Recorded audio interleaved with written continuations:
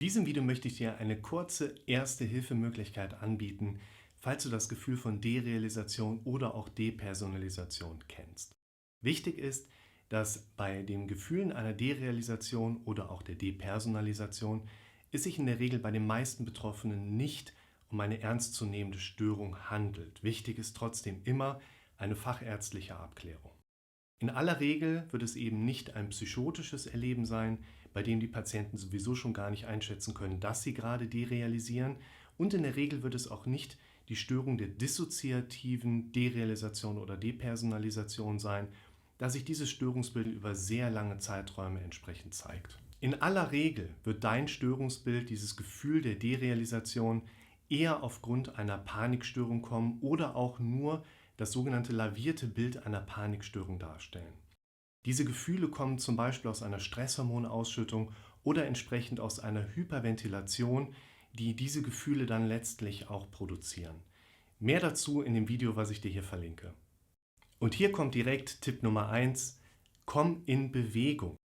In der Regel entsteht das Gefühl dieser Derealisation aufgrund einer Stresshormonausschüttung oder entsprechend auch der angedeuteten Hyperventilation. Wichtig ist, dass unser Körper durch irgendetwas in diesem Moment in eine Stressreaktion versetzt wird und dieses ursprüngliche Fight-or-Flight-Prinzip jetzt gerade einrasten kann.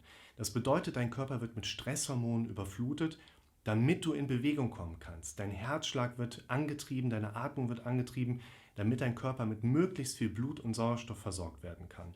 Wenn du jetzt in einer solchen Situation versuchst, das Ganze entspannt und ruhig wegzuatmen, wird das vielleicht funktionieren, aber viel besser ist es in der Regel, in Bewegung zu kommen. Denn letzten Endes ist es das, was dein Körper dir gerade anbieten möchte, und diese Stresshormone verstoffwechseln sich letzten Endes nur durch Bewegung in einem kürzeren Zeitfenster. Das heißt, komm in Bewegung und versuche, so viele Muskelgruppen wie nur möglich in kurzer Zeit zu aktivieren, und deine Problematik oder Symptomatik könnte schon ein Stück weit zurückgehen. Tipp Nummer 2 baut hierauf direkt auf: Kaugummi kauen. Evolutionsbiologisch ist es so, dass in einem lebensbedrohlichen Zustand alles dafür getan werden muss, dass wir aus der Gefahrensituation fliehen können, und Essen wäre da vollkommen deplatziert. Wenn du jetzt allerdings Kaugummi kaust, suggerierst du deinem Kopf, dass du gerade am Essen bist, und er gerät dann in eine Art Fehlschaltung rein und sagt: hey, wenn wir was essen, kann es eigentlich nicht so gefährlich sein, und er hört vielleicht ein Stück weit auf, diese Stresshormonausschüttung immer weiter nachzureichen. Und das bringt uns zu Tipp Nummer 3: Atemübung.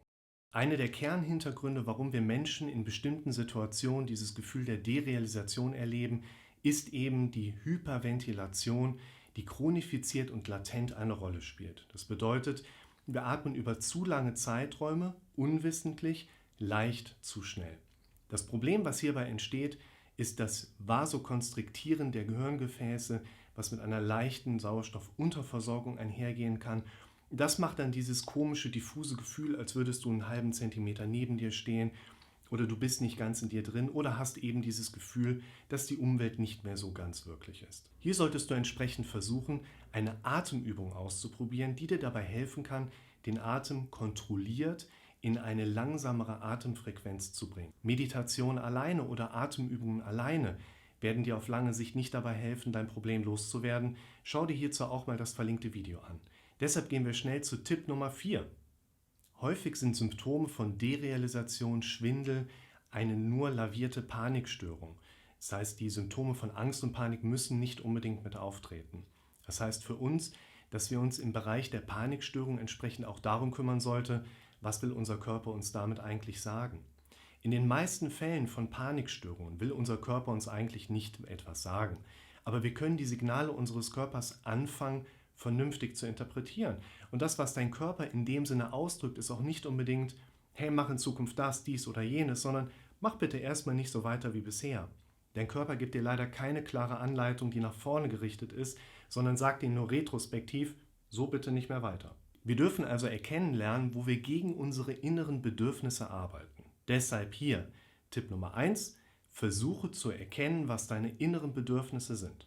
Tipp Nummer 2: Versuche Wege aufzutun, wie du deinen inneren Bedürfnissen besser gerecht werden kannst. Und Tipp Nummer 3: Wenn du merkst, dass du deinen inneren Bedürfnissen nicht gerecht werden kannst, wirst du es aber schaffen können, deine innere Bedürfnisebene mit der Zeit umprogrammieren zu können, um dieser inneren Bedürfnisebene wieder mehr gerecht werden zu können. Schau dir hierzu auch mal das verlinkte Video an, wie ein Gefühl entsteht. Und das bringt uns zu Tipp Nummer 5.